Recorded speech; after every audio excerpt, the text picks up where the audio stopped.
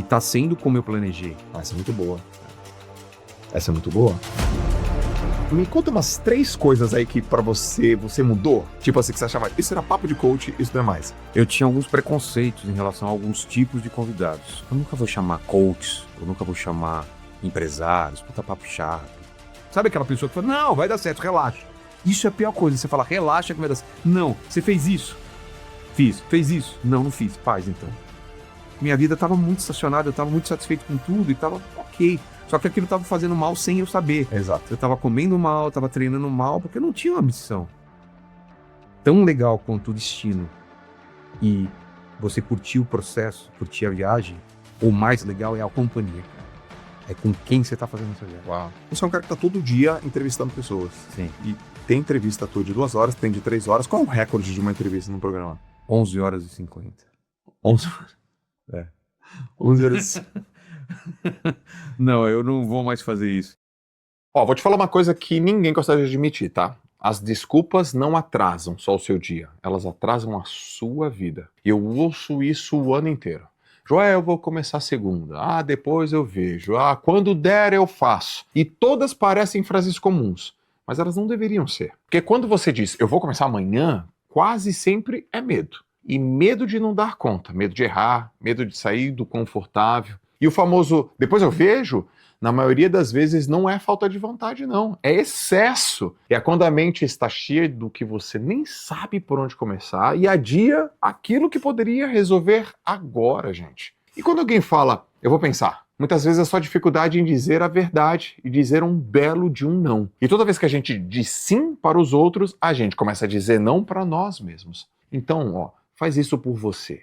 Olha para as desculpas que você dá. Mas não para se culpar. Só para você entender o que está te afastando da vida que você quer e começar a caminhar na direção certa. Eu quero te propor uma coisa, eu quero te convidar a escutar meu novo audiolivro. Eu escrevi um novo audiolivro, gravei, e ele tem o nome Foco no Essencial. Você escuta ele, está na Audible. E lá eu te ajudo a organizar a sua mente, o seu tempo. E o melhor, você escuta de onde você estiver, quando você quiser e até offline. Vai te ajudar, eu garanto. Beleza? Vambora. E aí? Obrigado demais. Queria muito vir a seu programa, eu consumo demais o teu conteúdo. Legal. E eu tenho certeza que vai ser uma linha diferente de outras entrevistas que eu dei. Então, eu vi pela toda a recepção aqui que você, assim como eu, tem uma pesquisa, tem um trabalho. Então, acho que a gente vai acabar indo para alguns lugares que eu nunca fui aqui. Eu espero. Não, eu tenho certeza. Eu tenho certeza. Eu tenho certeza. Sabe por quê? Porque você tem, primeiro, bagagem de vida. Isso é verdade. E como tem bagagem. E tem bagagem. Segundo, quem te acompanha minimamente sabe que você está numa transformação de vida. Inúmeras vezes eu vi um podcast que você está espiritualizado. Sim. Você tem coração ensinável. Você pergunta se tem dúvida. É raro um podcaster ter dúvida. Sim, dúvidas genuínas. Genuínas. Ah, pô, me fala um pouco mais. Pô, não sabia disso. E é legal. Eu me coloco nesse lugar porque eu também tenho muitas dúvidas. Eu sempre venho com um caderno e anoto. E nos meus cadernos, acredite, não estão as respostas. Não. Estão as perguntas. Com certeza. Estão as perguntas. O grande lance é você mudar essas perguntas no decorrer da vida, né? Você vai mudando as perguntas e eu tenho uma sensação, não sei se você já teve essa sensação, de que eu olho para trás, eu vivi vidas inteiras em algumas fases da minha vida, assim, sabe? Com um ciclo completo que eu olho para trás, eu não tenho aquela vontade de voltar e falar, putz, eu deixei de fazer alguma coisa. Não, eu vivi intensamente aquele ciclo, começo, meio e fim, voltaria sem nenhum problema, mas não é um problema eu ter deixado para trás aquilo. Então, assim, parece que eu vivi várias vidas mesmo, muito, muito intensamente, com uma felicidade incrível, assim, em cada fase e cada salto que eu dei para outro lugar. Não foi porque aquilo já tinha esgotado, mas simplesmente porque eu queria mais, Eu costumo dizer que meus sonhos ficam mudando de lugar, então eu vou acompanhando os sonhos e é isso, minha vida. Vilela, você é uma pessoa, no meu olhar, que tem muita consistência. Você é consistente. E você raramente vai em podcasts. É muito raro, né? Verdade. Primeiro, obrigado pelo teu tempo. Eu tô acostumado mais a ouvir do que falar. A ouvir do que falar. Você é um cara que tá todo dia entrevistando pessoas. Sim. E tem entrevista tua de 2 horas, tem de 3 horas. Qual é o recorde de uma entrevista no programa? 11 horas e 50. 11 horas. 11 horas. Não, eu não vou mais fazer isso. É verdade isso? É, 11 horas e 50? É. Quem tava lá? Era um debate de criacionismo versus evolucionismo. Ai, vai longe, mano. Vai longe, mas aí que tá. Se você for ver os capítulos, tem uma hora lá que tá escrito considerações finais. Depois de considerações finais, tem mais 4 horas. Ou seja, eu estava tentando terminar esse podcast há muito tempo. E não dá. E eu falo, gente, considerações finais. Todo mundo fala, até que um dos debatedores fala: eu fico muito chateado quando vocês dizem que o que a gente faz é pseudociência. Putz, aí começou toda uma discussão, mais 4 horas. De Eu falo, pseudociência. sobre pseudociência, não é pseudociência, é criacionismo, né? A questão Certo. do criacionismo. Mas isso foi uma época meio de ouro do podcast que acho que não volta mais, assim. Tem muita coisa que aconteceu no meu podcast que ficou meio lendário, assim, né? O primeiro debate, que foi o Nicolas e o Nando Moura, que os caras começam a falar inglês do nada, que quase sai na porrada. Então, assim, a gente foi aprendendo a fazer debate, foi aprendendo a fazer programa temático, e tem muita coisa que aconteceu lá que virou meme e até hoje a galera lembra, assim. Aham. Porque é um ambiente propício para isso, é um ambiente que as pessoas se abrem, é um ambiente que a pessoa vai lembrar de histórias que não lembrava, que vai lembrar de uma história com o avô, que vai... Isso foi uma sensação que aconteceu várias vezes, assim, da pessoa, de você estar incentivando a pessoa a falar, de você estar entrando na história dela e falar, cara, eu nem lembrava que eu lembrava disso. Aham. E a pessoa traz uma memória que ela se emociona, fica feliz, fica triste, fica com saudade. É muito legal isso. O que você escuta das pessoas na rua? O que você mais escuta? O que eu mais escuto é você faz parte da minha vida, assim. Eu durmo com você, eu acordo com você, eu treino com você, eu trabalho de Uber, eu tô sempre escutando você. É diferente de quando as pessoas me procuravam quando eu fazia comédia stand-up.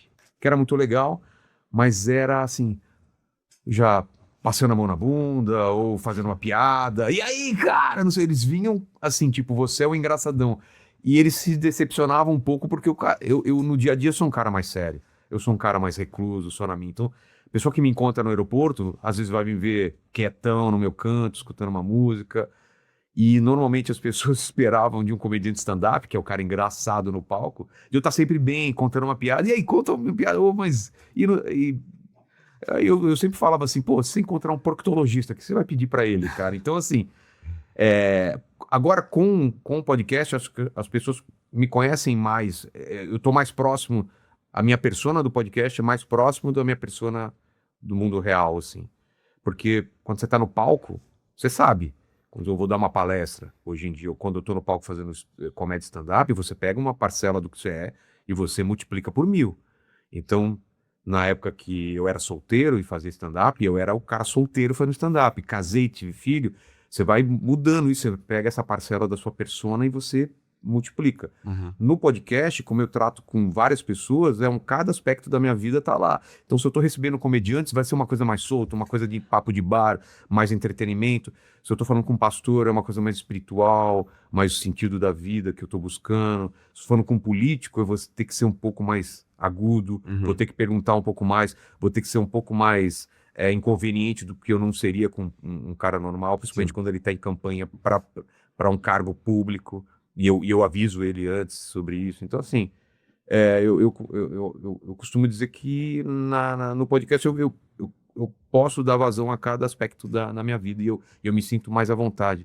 Dá a impressão que tudo que eu fiz até hoje me levaram a ser um podcaster. Eu uso todas as minhas ferramentas, como desenhista, como ator, como dublador, como pai, como comediante e tudo, assim, tudo dependendo do papo, com vocês o meu lado empresário, com vocês o meu lado também filosófico. Então, assim, é muito difícil algum convidado trazer alguma coisa para a mesa que ou eu não tenha lido, ou eu não tenha experienciado, ou não tenha ouvido falar, ou eu não tenha discutido já. Sim. E quando alguém vem com uma coisa totalmente nova, aquilo para mim é uma... Nossa, cara, abre um arsenal de ferramenta nova e eu quero saber, quero perguntar e já peço o livro e vou ler. Então, assim, para mim tá sendo fantástico.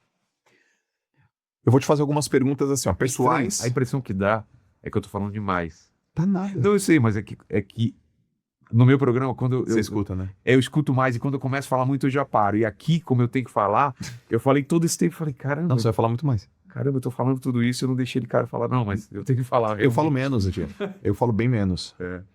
E eu falo bem menos porque... Olha só coisa interessante. Eu comecei a fazer podcast em 2020, né? E aí, Você lembra o mês? eu lembro, fevereiro. Não, eu comecei em novembro de 2020. E eu tava em Santos, se chamava DNA Cast, DNA Cast. Mas eu morava em Santos, era mais difícil ter pessoas pra entrevistar, tava bem no começo também, né? Sei. E aí, beleza, fui fazendo, fiz ali com a Larissa, fiz com os meus amigos, fiz com algumas pessoas que moravam lá da Baixada e tal. E aí veio a pandemia, e aí 21 ali bombou, né? O podcast começou a crescer, e tinha muitos cortes. Verdade. E aí as pessoas iam e faziam muitos cortes, tinham poucos canais de podcast, então os cortes eram uma coisa muito nova e Tinha 3 grandes e tinha um monte de outros pequenos. Né? modulando, pequenos e médios. E aí eu lembro que nos cortes eu falava menos. E aí o meu time, pô, Joel, considera. Ah, tá, vou considerar. Até ter um dia que eu falei, ai, eu quero ouvir mais, eu quero aprender mais. E aquilo me deu uma característica da pessoa que, poxa, ouve mais e pergunta mais, eu anoto. E isso me deu uma vantagem, assim. O meu foi o contrário. No começo eu era muito ansioso. Eu achava que era um programa de rádio que não podia ter silêncio. Uhum. Então me incomodava muito o silêncio. Aí você falava. Aí eu falava, então a pessoa estava pensando e falava assim, então, Vilela, não, mas não sei o que e tal.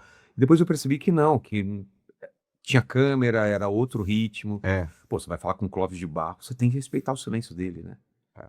Ele não terminou ainda quando ele tá em silêncio. Não, É só o hiato, assim. A mesa, enquanto mesa, ela, se fosse no começo falar, tá, mas a mesa o quê? Que tem a mesa? O que Hoje não.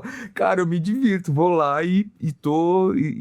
Então, assim, eu fui aprendendo a fazer podcast, mas isso aconteceu bem rápido também, né? Porque fazendo diário, você aprende muito rápido. E eu trabalhei no final do ano, né? Eu acho que o podcast, uma das estratégias que eu usei, primeiro foi o cenário, né? O cenário bem diferente de todos os outros. Aquela coisa de mesa, TV e cortina.